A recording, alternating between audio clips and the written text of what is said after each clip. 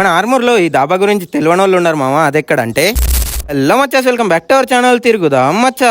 మన దండుపాలెం బ్యాచ్ అందరూ మిట్ట మధ్యాహ్నం మీటప్ పెట్టి బయట తిన్నాం, కానీ రెస్టారెంట్ లో కాకుండా ఈసారి వెరైటీగా దాబాకి పోదాం అన్నారు. సరే అని పెరిగిట్లో ఉన్న దాబాకి పోదామని చూసేలోపు 100% వెజ్ అని కనిపించింది.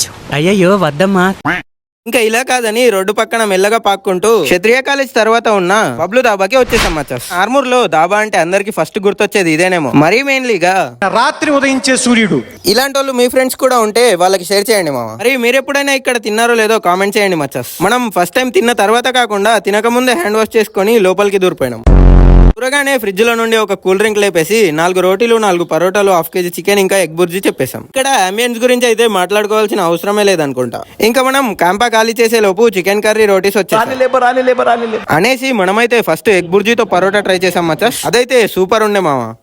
తర్వాత చికెన్ కర్రీతో కూడా ట్రై చేసాం, అది కూడా మంచిగా ఉంది.